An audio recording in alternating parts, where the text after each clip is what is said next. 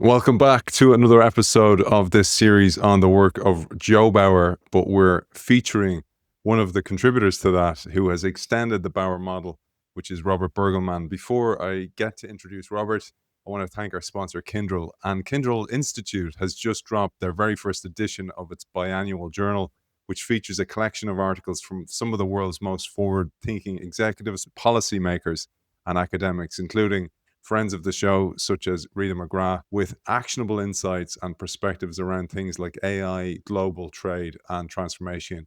You can find the journal, and they have an app as well, and find out all about the Kindle Institute at kindle.com/institute on the App Store. Over to the inescapable dilemmas of organizational adaptation, and the author of this brilliant work, we welcome back Professor Robert Burgelman. Thank you very much, Aidan, for inviting me again. So what I will do here is I will start by saying that these dilemmas, which are really difficult choices, they are strongly related to where in the previous session we discussed a strategic dissonance. And strategic dissonance has to do with change that forces CEOs and top management to make very difficult choices, often dilemmas. So that is what these various types will be relating to.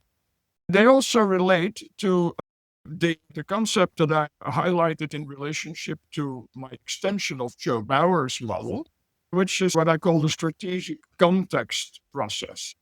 Right? We showed in the previous session how the strategic context does not really exist for new businesses because we don't know what will work and what will not work. And so that led me to actually extend Joe's work because that had to do with resource allocation to existing strategic areas, whereas mine studied a new strategic area. So the first strategic context process had to do with how do you, in a way, almost retroactively rationalize at the top level these initiatives and thereby amend the corporate strategy. So that was one type of strategic context process. The other one had to do with the dissolution of the strategic context for an existing core business, which was at Intel, which was the memory business, for which the strategic context basically got dissolved over time, and a new strategic context emerged around the microprocessor or the logic business, which then became the microprocessor business, and which really it was the result of what Andy Grove once, I think, very well put. He said, in terms of the distinctive competence associated with that shift from one to the other, he said that, we had moved from a silicon-based distinctive competence in memory products to a distinctive competence in embedding design architectures in logic products. That's a brilliant way of trying to understand why did this actually happen at the fundamental level of competence of the organization. So that's the second area, that is dissolution of a core business strategic context. Then the third one we also briefly highlighted was then what I call emaciation of impediment of the strategic context, simply because your core business is so powerful. It absorbs all the attention and interest really of the top management. So there is really no time for an interest in spending a fair amount of top management time something new, because we don't need it. And then finally, the last one, which I actually published only last year, has to do with where the top management in an incipient way already establishes the strategic context. This was in a pharmaceutical company for a new business, and then begins to move from exploration to exploitation, but by developing a very strong exploitation drive, that is, allocate resources to these new projects in the early stages, or earlier than in the other projects to drive it, but where then the capability of actually exploiting these new projects is not commensurate with the early. And so I call that where you have the fizzling out, if you want, of an incipient, proactively established strategic context, but the company simply can't do it. And eventually it just fizzles out. And we're back to where we were before, in spite of all these investments. So these are the 4 types of strategic context processes that I was able to get to because I extended Joe's model, and that each time also have associated with them a certain way and degree of strategic dissonance. And so at the end of the session, if I may, I will actually then try to sort of summarize, but how do you deal with these things from a strategic leadership perspective? Strategic context is such an important thing to highlight. And it's something Clark Gilbert brought up where, if you remember, he was talking about how he had a challenge of the shift from analog media to digital media, and one of his top salespeople who was wedded to the idea that they shouldn't put much resources towards digital, and the old adage was analog dollars to digital dimes. And the reason I'm bringing this up is yesterday I was speaking to Gary Hamel, and we were talking about his book Humanocracy, but I told him I was speaking to you, and he's great respect for your work as well. And he said about Intel and the shift to and the miss of the mobile chips when Apple asked them to make the mobile chips. And he said that this is also a contextual problem in that you can't see that the volume will be much more, but the margin will be much less. And it's that understanding of that context shift is so important as well. And Clark said the same. He said, when you had a laggard in the old model, in the analog world, who was right in that context, that he had to make him successful in a new context. So there's a psychological context shift to make people successful in the new context. But also then, say finance, like to Gary Hamel's point, I have to tell finance that yes, the margin on the chip for the iPhone is way less, but there's going to be way more mobile phones than there is going to be PCs or laptops. And I just wanted to share that to make sure that I have that right, or you might comment and put it into your parlance of what that means strategically. Yes, so I will make 2 comments and later come back. So first, with Clark Gilbert's work, the one thing that I took away from it and that will forever stay with me is actually the following duality, right? And now he speaks better about his own work than I, but I may be wrong, but that's at least what even if I'm wrong, it's still a lesson for me. And so he was examining these, I think, these newspapers and so forth that had to deal with digital. And so the powerful insight that he had, to my mind, was dependent on how this new area of digital publication was defined, as an opportunity or as a threat. If it was defined by the publisher as an opportunity, no possibility, they would give that opportunity a lot of strategic leeway, but few resources. On the other hand, the other guys who defined it as a threat, they would give a lot of resources but no strategic leeway. That's powerful. That speaks directly again to the strategic context determination process, because in the first one, yes, we let you define the strategic context, but you get no resources. In the other one, we give you resources, but no room to change the strategic context. Just to add to that, one of the sayings Gary Hamel has is that in that context, if you have a bird in the hand, you actually need like 100 birds in the bush to pull people away from the inertia of the present. Yes. And that's the difficulty. Yes, it is. And so then the second point, which I will then come back to, because that's something I discovered after I had actually written in the chapter that we have been discussing about disruption, is that there is disruption from below, which Clay was the master of. But there is also disruption from above. And that is in some ways far more difficult, and I will explain later why that is. In fact, I'm still writing about that. But so yes, so the iPhone was a problem for Intel in terms of going for it, and we explained that before. But it was even a bigger problem for Nokia, Ericsson, BlackBerry, and Motorola. And since I have already spoken about that in one of the previous sessions.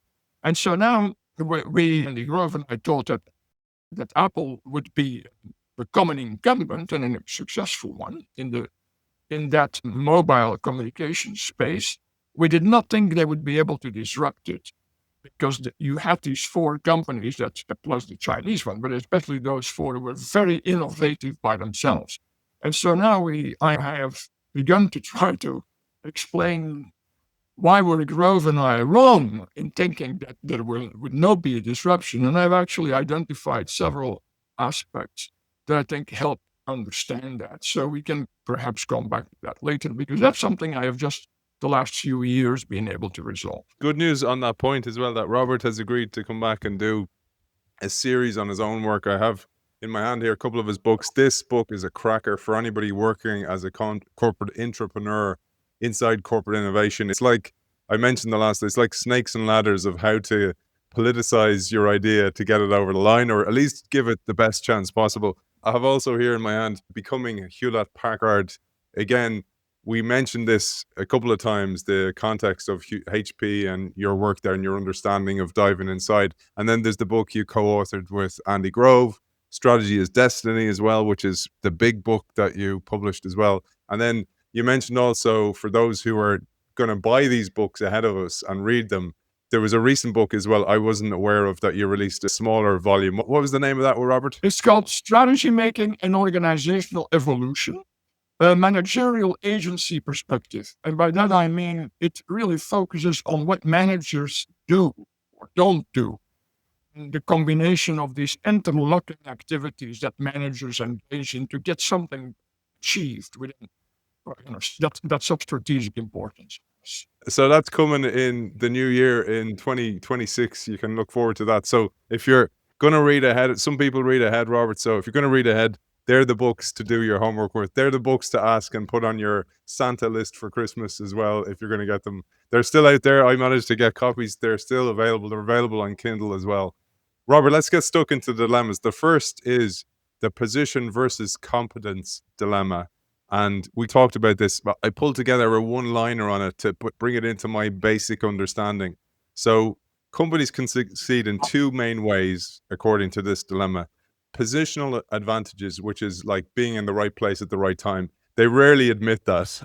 And this would be like Intel with the IBM rise. So being able to actually be in the right time at the right place with that to build, or having a strong brand or market share. And then the second is distinctive competencies, being really good at something, like, again, Intel, for example, at design or at an R&D in the early days, just to set you up here to prime the pump.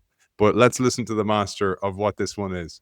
Well, yes, so that's actually a very good introduction, Aidan, because there really are fundamentally there still are, the 2 theories about strategic and competitive advantage. Right? Michael Porter, as an economist, did a brilliant job in highlighting the importance of positioning. Right? Position yourself in that ecosystem. He called it industry at the time. You position yourself in that industry, and you try to have strong bargaining power with all the parties that you will have to deal with, customers, suppliers, and so forth. So that's a perspective rooted in industrial organization economics about positioning. The other theory was basically developed by Prahalat and Hamel with the notion of the core competence of the organization. So there the theory is, well, your competitive advantage depends on your competencies. In some ways and so today we speak about the dynamic capabilities and that sort of thing as the foundation. What I try to do in my work, and that's what we show the strategy diamond in one of the sessions, is that you need to think about them together, right? Because you can occupy a position in the ecosystem that is relatively unique, because you do have competences that allow you to do the things necessary to occupy that position. Those competences also allow you to defend it and to leverage it, to do more. So that the theoretical framework is embedded in the strategy diamond is that you need both. You need to combine position and competence together. That's the fundamental idea of the strategy diamond. Right? So integrates two fundamental theories of strategy, the one that get developed by Michael Porter and the one then that was developed basically by Brahelat and Hamel, who I should say really, and this is often overlooked, the core competence argument is kind of a technical argument. But there is a deeper, more, even more fundamental aspect to this, which was highlighted by Philip Selznick in his little book called Leadership in Administration, 1957, which is one of the most fundamental, brilliant books ever written about institutional leadership.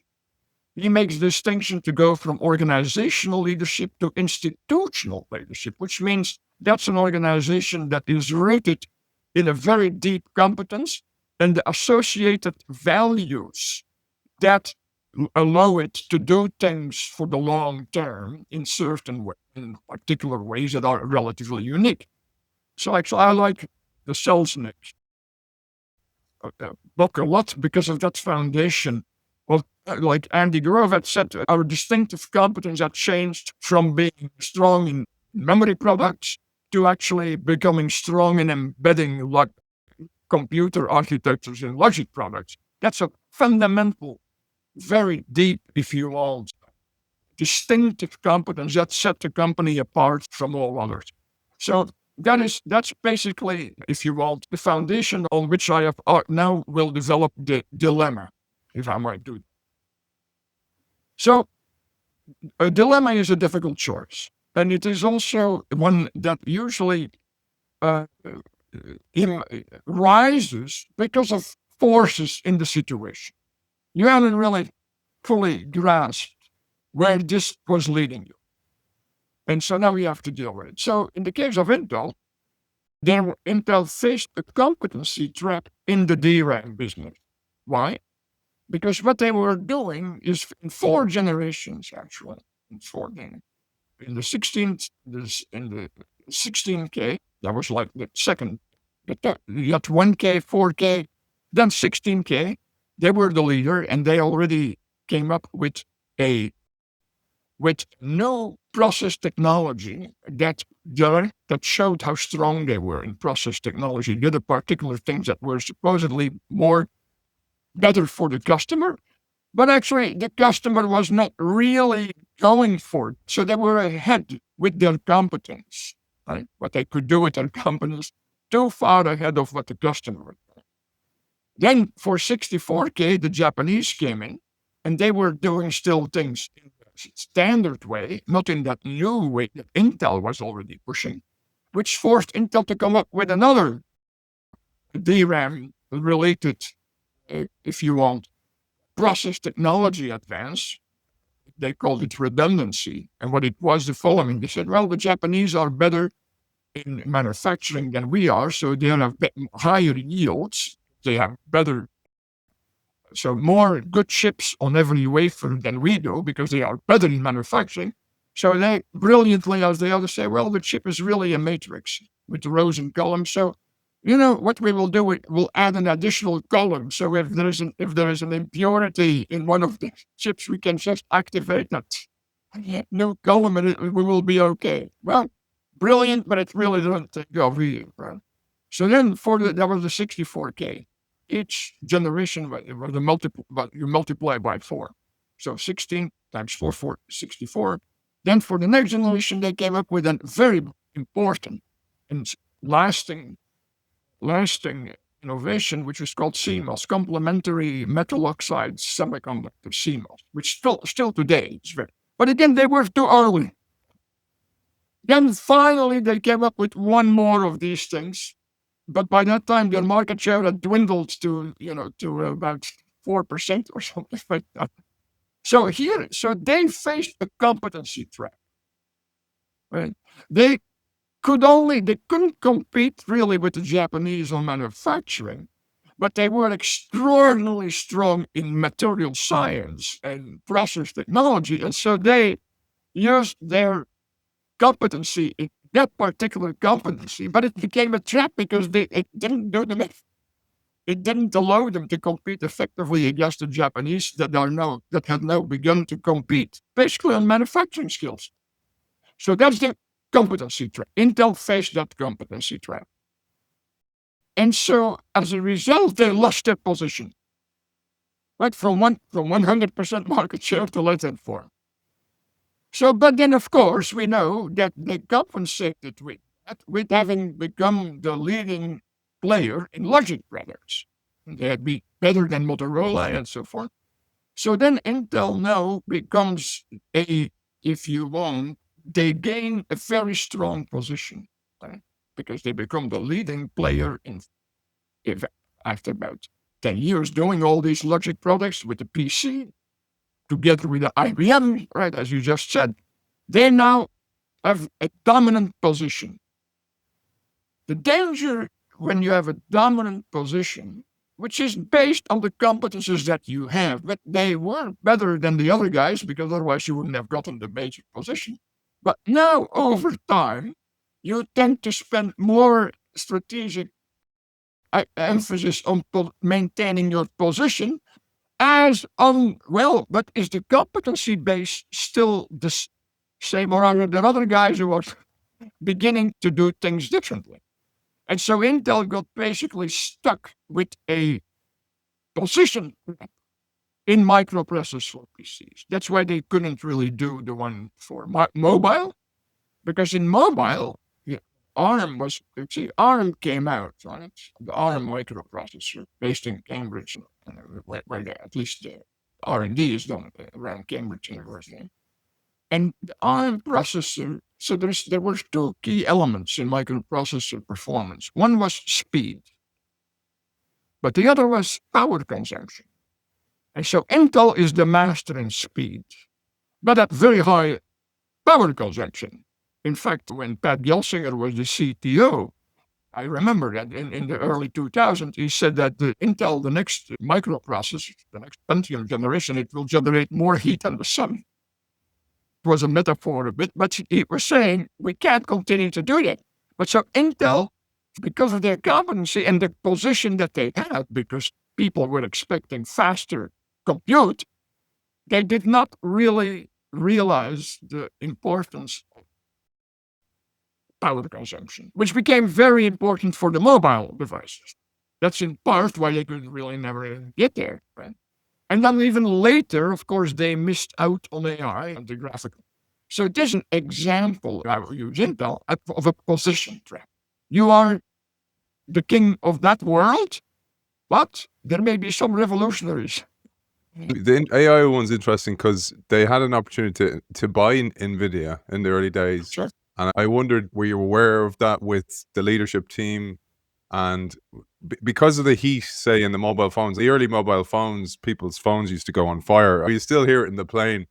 You know, when you get on the plane, it's like, if your phone's overheating, let us know. So this was a problem. But then to your point about the energy consumption, we know in AI, for example, that's a huge, huge problem, the energy consumption of AI. And maybe, because I'm sure people, maybe that thought has bumped into their heads and they're going, why didn't Aidan ask Robert about that? Well, you see, AI is different from the power consumption. That's important too. But so, what is the logic of Moore's law? Moore's law is like a steamroller, which means because you reduce the line width, there is more room to put things on a chip than before. So Intel, I guess, when they saw NVIDIA doing things for games, they go, well, yes, graphical capability is important too, but we can incorporate that through Moore's law into our CPUs. Or a chip that is quickly connected to it. So Moore's law became a trap itself. Because the Moore's law leads Intel to say, yeah, over time, that's why I used to say to partners of Intel, and to Intel too, so how do you deal with partners? Because eventually what these partners are doing, the steamroller will take it all in.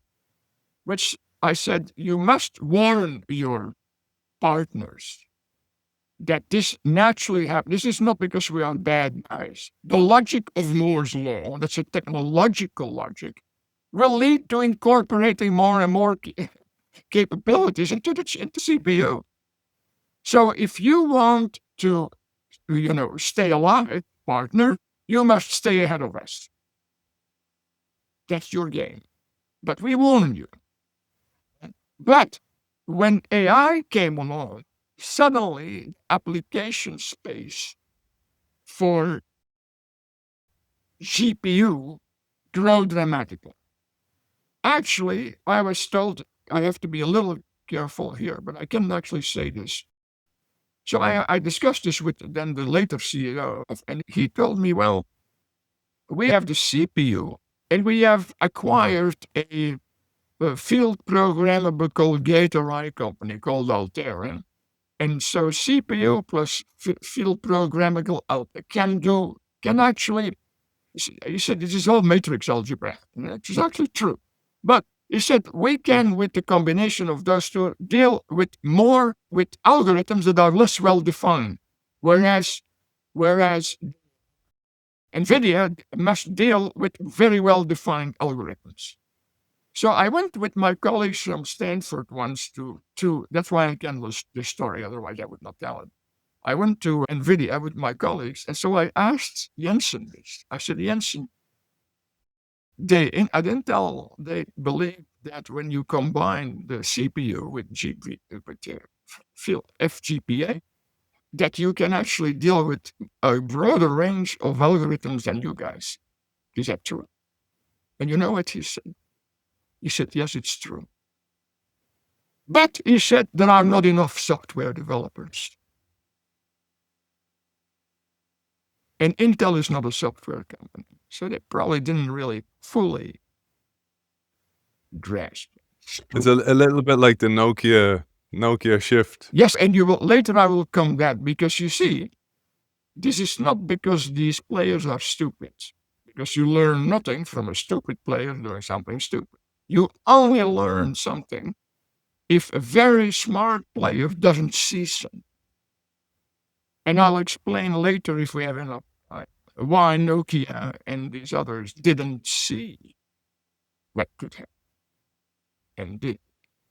I'm intrigued, man. I'm looking forward to that.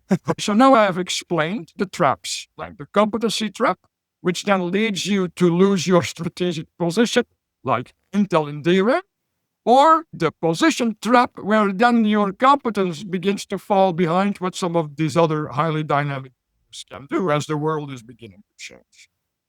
Beautiful. Great job. So I'll set you up next. So that's dilemma 1, and brilliant job describing it, Robert. Dilemma 2 is the multi-business dilemma, which on a high level makes sense, but just to give a bit of context, and again, Robert, I'd love you to take us through it in depth.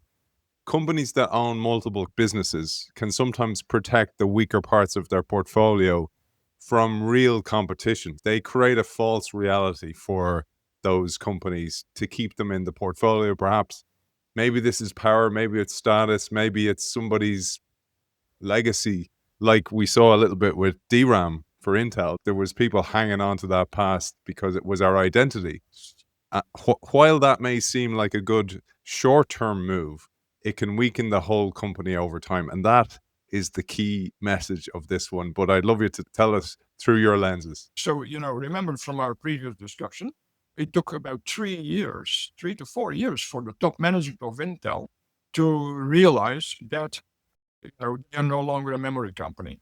But again, that was not really stupid, because the key competency in line with reduction, which is that process technology competence, was actually associated with the DRAM guys, not with the microprocessor guys. So if they had moved quickly, really out of DRAM, hey, Sunlin Xiao, who was the guy who was in charge, he might have left and say, okay, so that's the dilemma. That's why it's a real dilemma. It's not being stupid. And you know how Intel how the finance guys try to deal with this? So this is a resource allocation. So remember, we said when there is constrained capacity, who gets the capacity? So the memory guys could still make some strategic reasons for why we should stay the memory business. I just said their guys were the top ones for the critical competence, which is line with reduction. So what the finance guys then forced the DRAM leaders to do they had to sign a check for margin forego. And so then I asked myself, how many of those checks do I want to have in my file when I'm up for a raise in salary? Or so Wow. they try to do it. I mean, that's just brilliant. Yeah. But it's in the end, they could not continue to support because DRAM got still 1/3 of the R&D expenses, investments, right? Because that's where that horizontal curve, as I did in my previous session. So we still have that high level of R&D in DRAM, but our revenue base is down and down and down. That's an example. Now, I have extended this dilemma by my research on HP. That's actually in the HP book. And here's how this goes. So HP is in multiple businesses. And you could categorize them two major categories. One is the consumer-oriented businesses, which is basically PC and printers. Of course, companies buy those too, but that's more the consumer-oriented. And then the enterprise-oriented, which is servers and storage and big computers, right, which are bought by enterprise. Even when Mark Hurst was the CEO, this is in my book, that's why I can say this. He actually told me that there was great complementarity between the PC business, which was consumer-oriented, and the enterprise business, because he told me about 70% of a server, which is an enterprise product, uses PC components. Therefore, if you're big in PC, you have more leverage with your suppliers and so forth. So there, the complementarity between these two businesses was quite high. Mark Hurt gives me, you can look it up in the book. So I thought, yeah, a very important dimension, strategic variable in multi-business context is the complementarity between. To what extent is there operational synergy? And you could also talk about financial synergy, but now more the operational synergy. Then there was the other variable that I had to bring into my thinking was, besides complementary, is complexity. So at the time that Hurt made this statement about the complementarity between PC and servers, consumer and enterprise, the complexity was relatively low. So Intel, HP could sell server products to the enterprise or storage products or some related services and that sort of thing. And in the PC space, they sold PCs, various new generations of printers, but the top management could clearly understand these businesses. Right? And so when the enterprise people asked for resources, right, investments, and the consumer-oriented, they asked for investments, the top management basically understood these businesses. And I'm making this up now. But let's say you were running the enterprise business, and let's say I was running the consumer business. And then Meg Whitman eventually asked to make it. You ask for $1 billion, and I'm asking for $1 billion. Now, when the complexity of the businesses is not too high, the CEO and the top manager can still really understand these businesses. Right? So they know, you always ask too little. You ask for $1 billion, and I'm in the top management multiplies that with 1.05, because I know he's going to come back, he needs more. I am the guy, I always ask too much. So that when I ask $1 billion, they go, well, yeah, we're going to multiply it with 0.95. And we have learned this. In a way, this works. Now, if the complementarity goes down, so it is no longer so clear how related what I am doing with you and you and me, and the complexity is going up, it becomes a lot more difficult for top management to make these judgments. So then you ask the question, why is it become more difficult? And it is because fundamentally the ecosystems within which these two businesses are operating is shift. It's like tectonic plates, right, who shift. And that's really from, if you want, from an evolutionary perspective, actually pretty interesting, because if you read, people have read Darwin, what he saw in the Galapagos was that these islands had actually, they were at one point together, then they had split, and even originally the same bird species had begun to develop different beaks and because they are now operating in different ecosystems. So what happened in the computer space was two major things. One was cloud computing,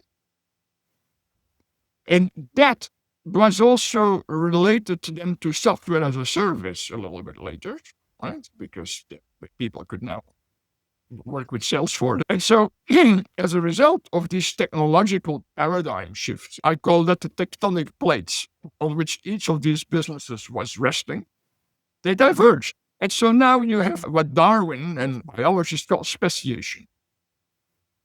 So these businesses that before were highly related, right, like the birds, they look all the same in the old days, they, as a result of having to deal with these changing ecosystem forces, they actually begin to have different challenges. For instance, for a long time, the PC industry and the printer business were cash generations. They generated free cash.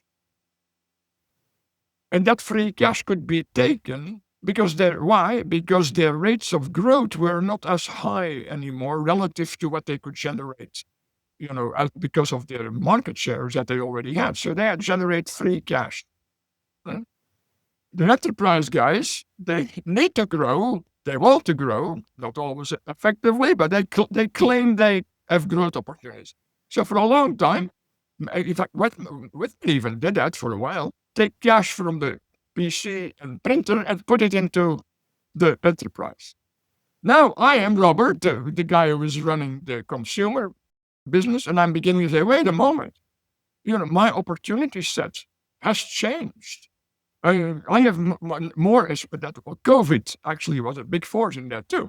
But so I face big growth opportunities, much bigger than before. Why would I give my cash, which is no longer free, to? So you begin to see dynamics that happen because the technological context changes dramatically, and the businesses themselves begin to change, like the birds on the different Galapagos islands. And at some point, the top man, and actually that's how I give very high marks to Meg Whitman for having done that, because she went from better together, that meant high complementarity, low complexity, to actually much lower complementarity and much higher complexity. So we go from better together to let's split the company. So these are by the way, no, not everybody, of course, immediately was going to be, that's really the right thing to do. That's why it's strategic dissonance within the organization. And ultimately, the CEO has to determine it. So this is, by the way, I think what a rich topic really is. And it goes in cycles. That's why you could probably see that there is periods in which there is a lot of diversification and business. And now the last 5 years or so, we see split. Just Time Warner is also splitting. HP split, United Technologies, GE of all split, Johnson and Johnson split, and several other. And that I think is in part a function, of course, of the internal strategic leadership capability, whether you can continue to understand even this higher complexity, but it's ultimately, I think it's driven by ecosystem changes.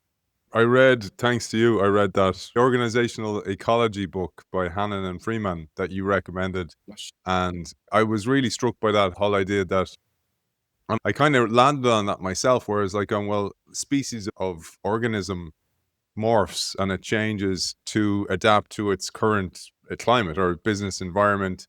And therefore, so too should organizations. And the one place I saw Robert was, again, I worked, like, that's why the Clark example is very good. Clark Gilbert. I worked in media, and you could see that even though the revenue return was smaller in digital, that's where the whole industry was going. Yet all the resources went to the past and trying to manage the melting iceberg instead of the opportunity of greener pastures over here.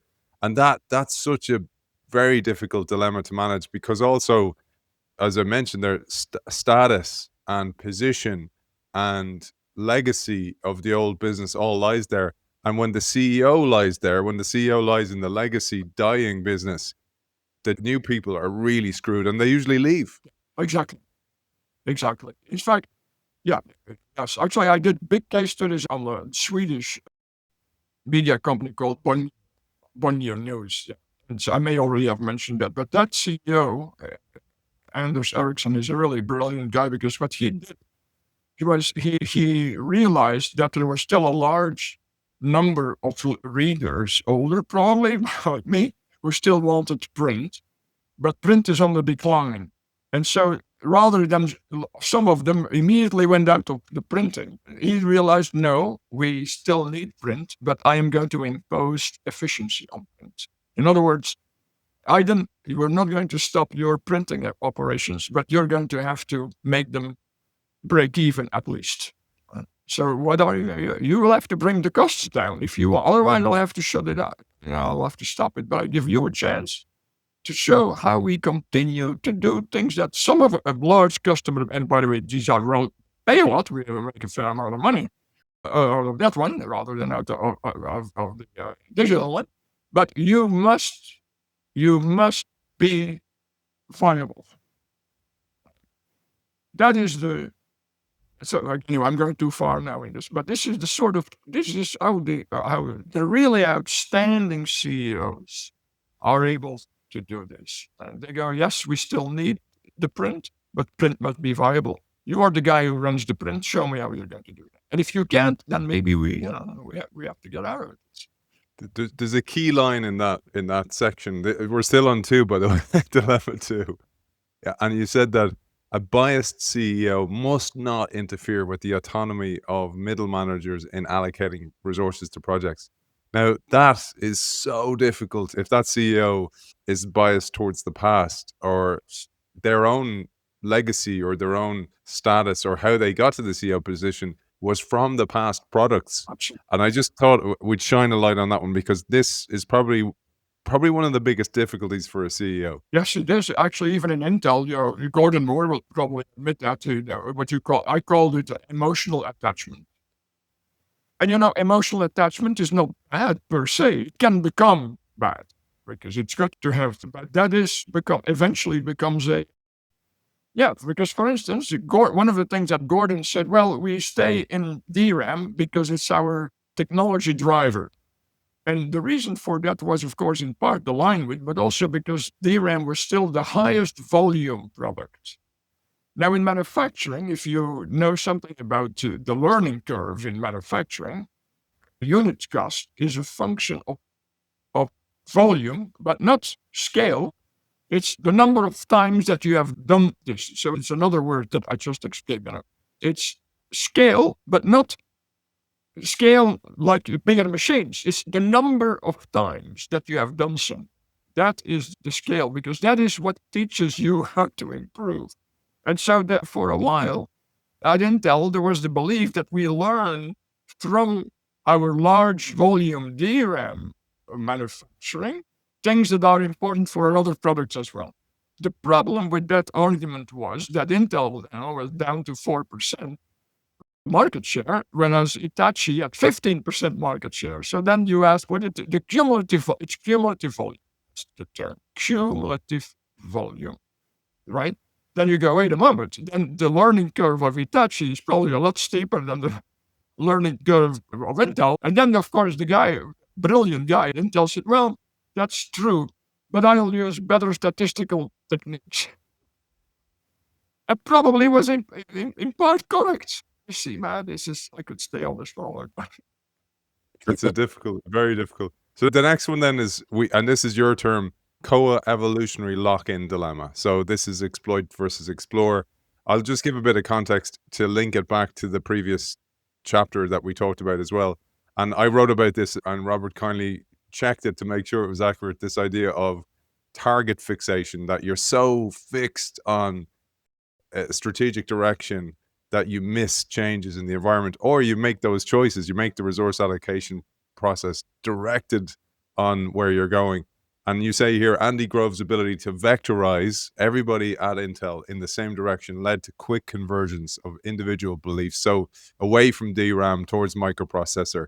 This is strategic initiatives and the organizational code or their corporate strategy. Intel experienced a reasonable amount of turnover, and I thought this was a key point, because low individual performers were systematically replaced, but in doing so also made sure that the socialization of new employees to Intel's organizational code was rapid, but they were institutionalized with the new context of microprocessor is king. And I thought about that. I'm probably going a bit too far in this, but I thought about ants. I love the example of ants and their foraging behavior. That if you're to put down a piece of information to 100 ants, the majority will go towards the apple, but the rest will kind of, the maybe 10% or so will start to still explore. And there's a load of reasons to do that, but also they're always looking, they're always exploring while exploiting. And what I really felt from this was it dampened the explorers in the organization and gave all the resources and all the credit and respect and recognition towards the exploiters. And that's the problem. So there is an interesting paradox right there. I took this from Jim March's article on learning, exploration and exploitation in organizational learning. So the paradox is that fast learning can actually become an impediment to innovation. Because the fast learning means that all the players quickly learn the existing strategy. And therefore, the exploitation begins to dominate the exploration. Right? Because everybody wants to be it, because I don't want to be the guy who is left on the side. And so that actually leads also back to the other dilemma that I have highlighted, which is the narrow business strategy, which is actually, we can talk about it for a moment now. Because the narrow business strategy, which actually was written up in the American Economic Review in 1994, Benefits of a Narrow Business Strategy by Rothenberg and Saloner. So economists, there is a whole area for what is called incomplete contracts. So you can never really write a contract that will deal with all the potential contingencies. And so one of the things that the narrow business strategy does is it sends clear signals to what the top management will support. Therefore, it means that if I'm in the context of a narrow business strategy, I will be willing to go for innovations that are related to that strategy. Because I know the company, that's what they do. Whereas if it's unclear or it's a very broad strategy, then I'm not so sure whether I should really try to do something new, because, God knows they say, no, that's not what we want. Whenever the strategy is narrow and clear, they go, yeah, you now know what type of innovations that we will support. So that's a powerful argument, actually.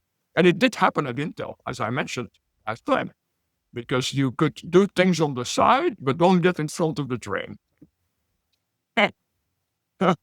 So that is actually an idea of March, which I think was a new insight. That is that fast learning is not necessarily good for innovation, right? Because everybody learns where we want to go now, and nobody or very few think, well, but maybe should take the path not taken, right? The listener of this show, Robert, you probably guessed, are the people who kind of go, I don't think this is the right way. And don't have, certainly for me, one of the reasons I started doing the show was I didn't have the language. I didn't have the variation of experts to point to and go, look, this has happened here, etc. And it's so difficult. And, it's one of the reasons I think this book is so important as well to our audience. I'm holding up here for just people listening, Inside Corporate Innovation, because they leave because nobody's listening to them. Nobody's giving them any recognition. They're like Cassandras, like Andy Grove would say. And we know how badly it ended for Cassandra. Exactly. Yes. The next one then is a nice segue to the insufficient variation dilemma. And I mean, that speaks to itself. The environment changes, but they don't have the skill set or the mindset to be able to take advantage of new opportunities. They don't have the right beak. Yes. So that is especially true in very fast moving technological spaces, right?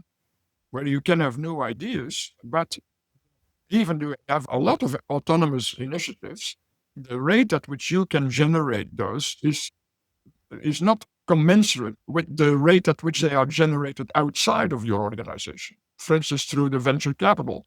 That's why companies will, for instance, adopt a corporate venture capital approach.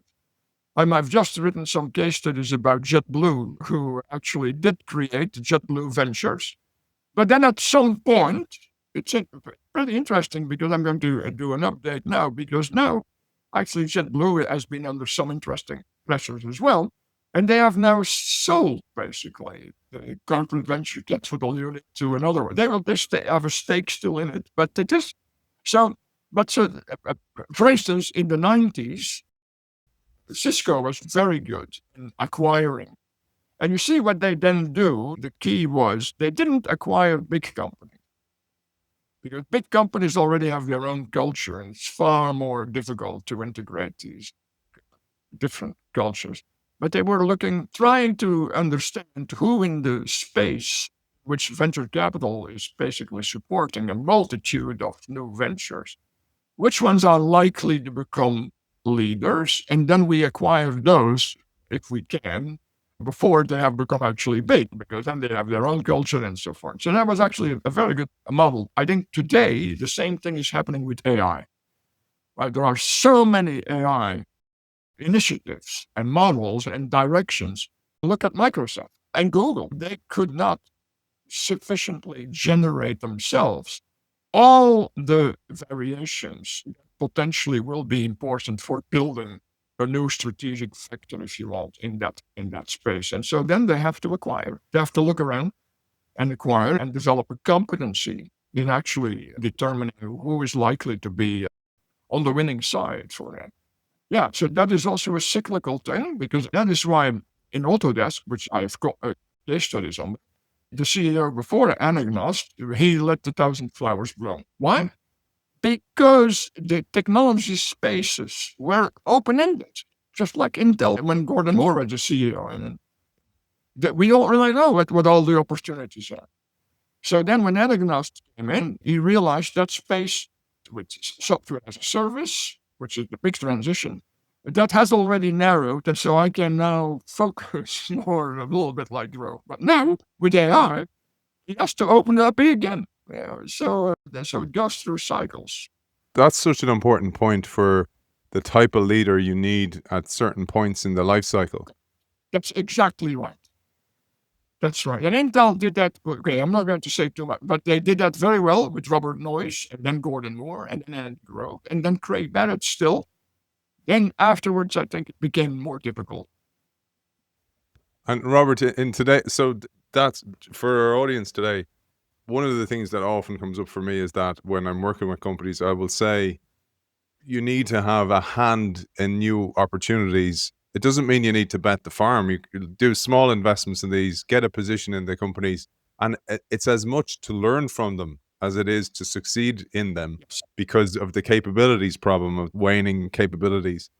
And the question always comes up then, and it's a nice segue to the last one, is do I build an innovation team and keep it away from the sucking sound of the core, as Clark Gilbert would call it, and that's really what became known as the Clayton Christensen model? Or do I do what Tushman and O'Reilly, which would be more in the Jim March camp, would be, I bring it in because eventually I'm going to have to bring it in, and if it's out there, it's going to be rejected like a bad organ transplant. And I wondered what your thoughts were on that. Is it contextual? Yeah, so actually, Grove and I, we did write an article in the Strategic Management Journal, an academic article in 2007, which is called Let Chaos Reign, then reigning chaos. That was the line that Grove had developed in relationship to my blue and green model, the induced and autonomous. But I changed it a little. I said, let chaos reign, then reigning chaos repeatedly. Right? So that the strategic dynamic, you manage strategic dynamics for corporate longevity, but you must be able to do that more than once. I have a little framework where I have 4 situations that CEO faces, right? So you have the autonomous innovation. That's one, whether it's demonstrated or not demonstrated. And then you have the resource availability, right? Whether in case it fails, does it really put the company at risk or not?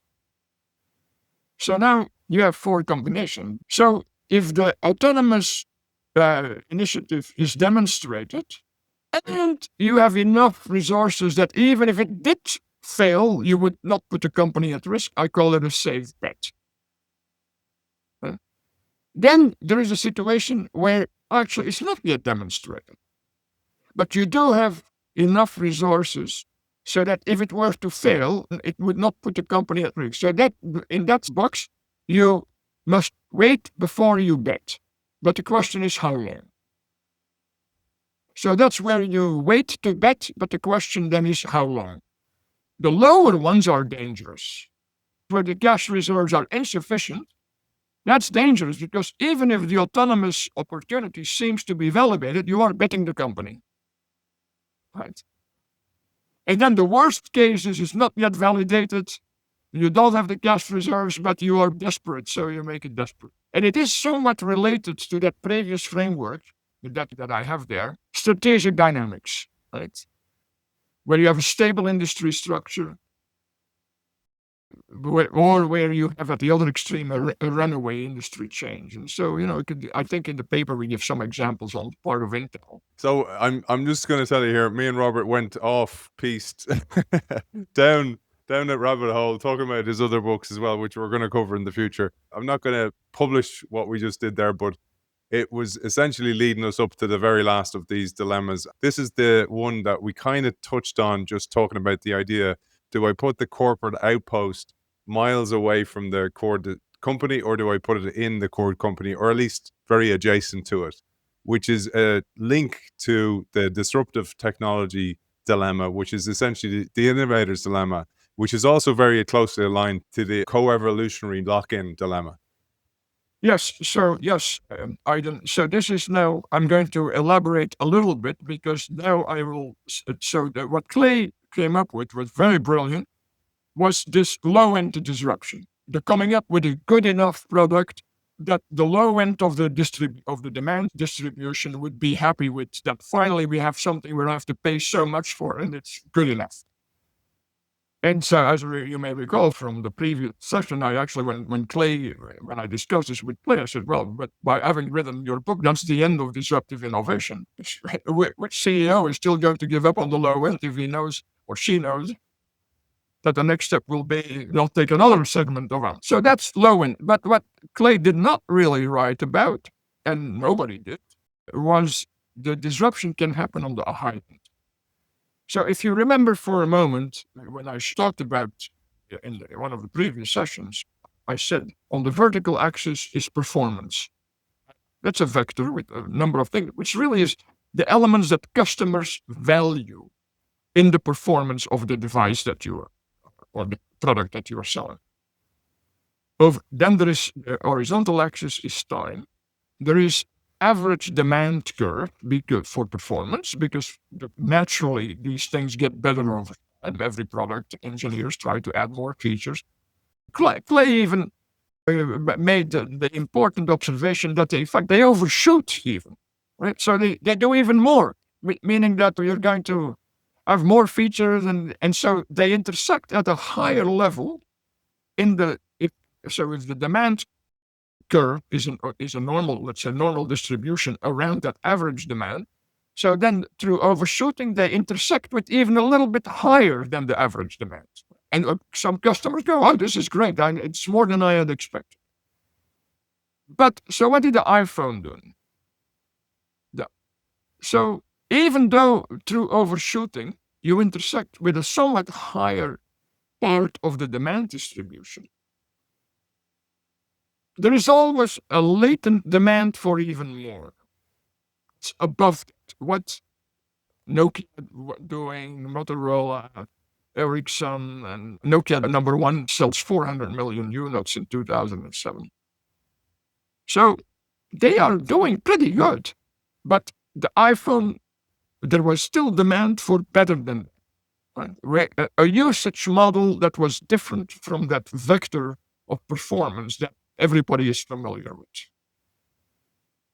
Now, that was latent demand, but the iPhone made it manifest, because in 2007, Jobs came out, Apple, with the iPhone, and suddenly they go, oh, this is really incredible. That's what I really always want.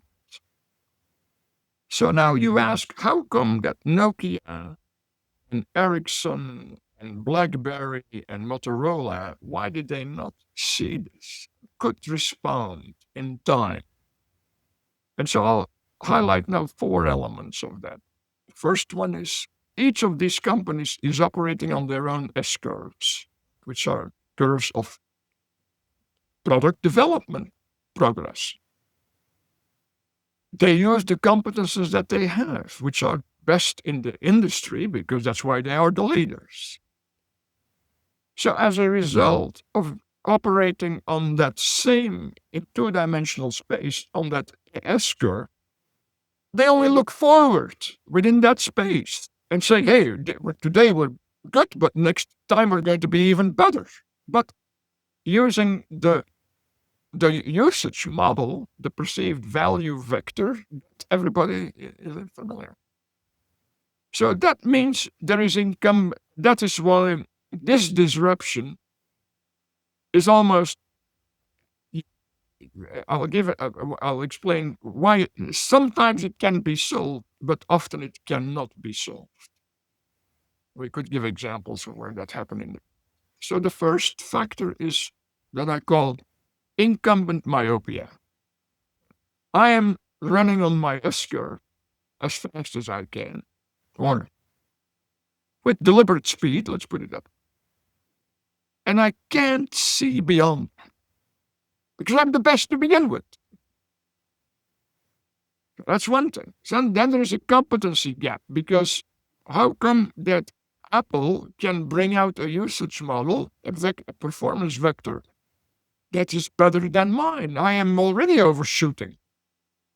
Well, Apple is a computer company. They were able to bring the computer knowledge into this performance vector. So that is something that would take time to overcome, because now Nokia is not a computer company. Nokia is not even really a software company. Nokia is a hardware company. So are these other guys. So then the third thing is, and how fast is the incumbent demand moving to the new thing?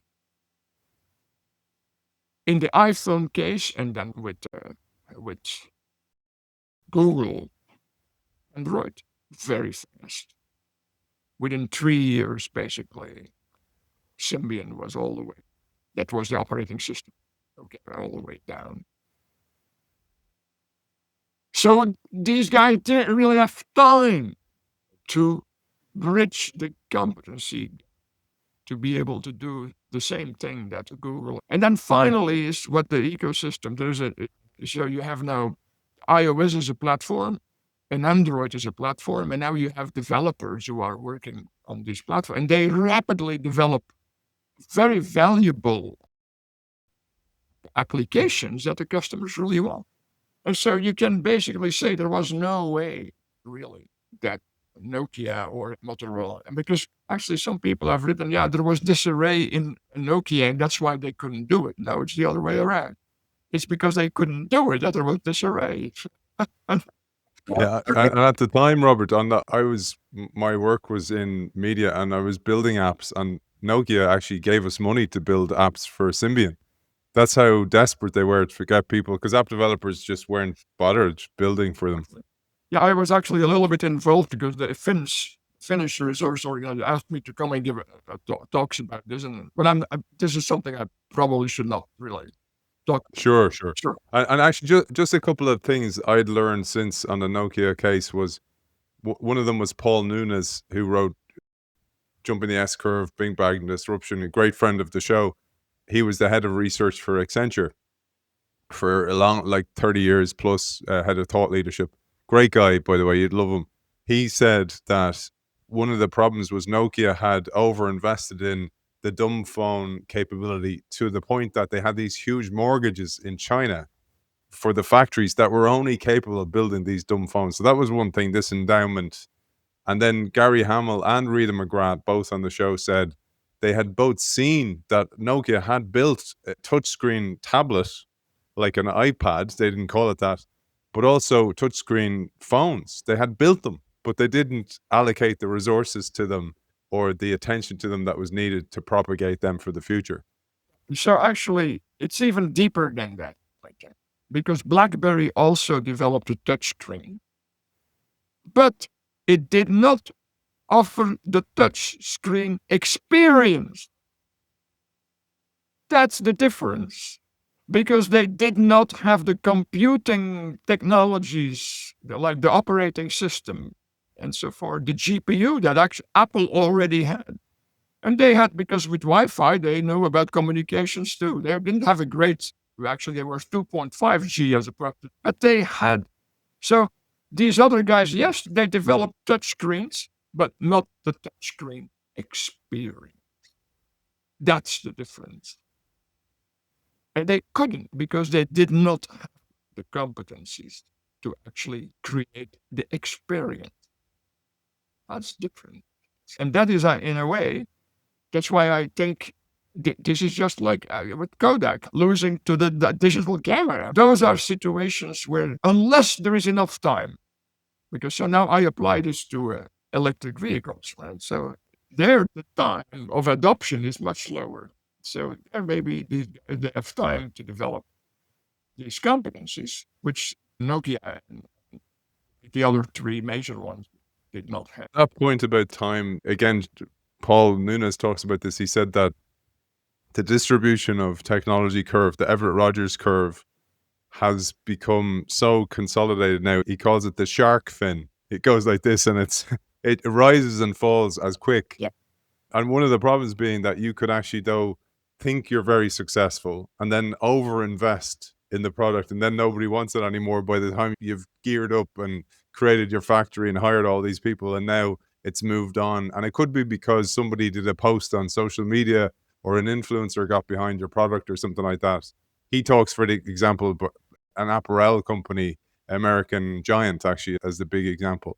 And then the thing I think about as well is the S curve is also verticalizing, that in an AI world where things are more virtual and less physical, or in digital and less physical, that the technology can come very, very quickly and your capabilities can disappear very, very fast. And, it's one of the reasons I think that in society today, it's so important for people to realize that and continually learn how to learn and unlearn, as well. As one of these problems with the dilemma is, like, I can be an expert, but not for long, perhaps. Yes, correct. I agree with that. Yes.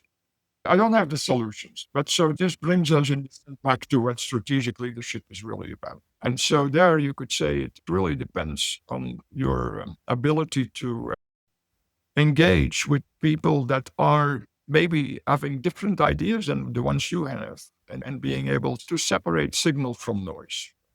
That is really how do you, as a CEO, dealing with a strategic inflection point, with strategic dissonance that is triggered by this strategic inflection point, how do you basically resolve that? That is, I think, that's strategic leadership. That's what I have been talking about. Let's put it that way. You still work with leaders all the time. And one of the things we said before we came on air is it's not that you're saying things that are cheeky or anything like that. It's more that you're saying them through a different lens with no baggage. You've no emotional baggage to their context. And so few leaders hear the truth, unvarnished truth, that they so necessarily need to hear. Yes, that's actually right. And I think Andy was aware that everybody is subject to that force of emotional attachment and so forth.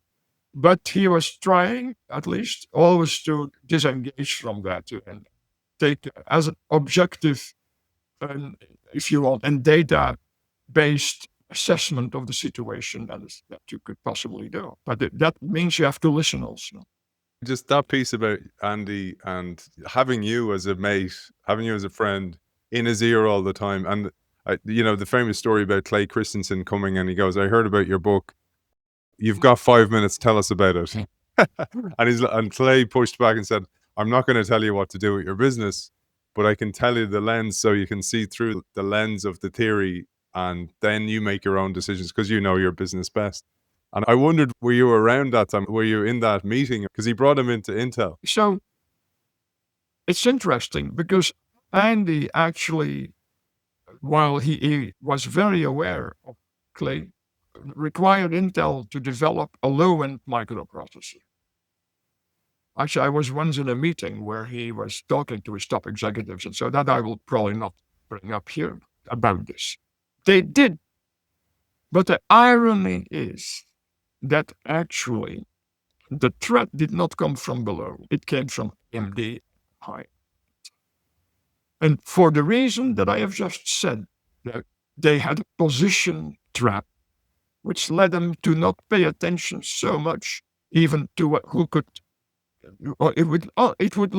Andy would say, yeah, the low end is something that we are not good at. And he's correct, but the threat didn't come really from there. It came actually, AMD came up with a new processor that actually challenged them for a while, at least on the high end. So yes, so therefore, nobody has the complete answer. That ain't that the truth for life.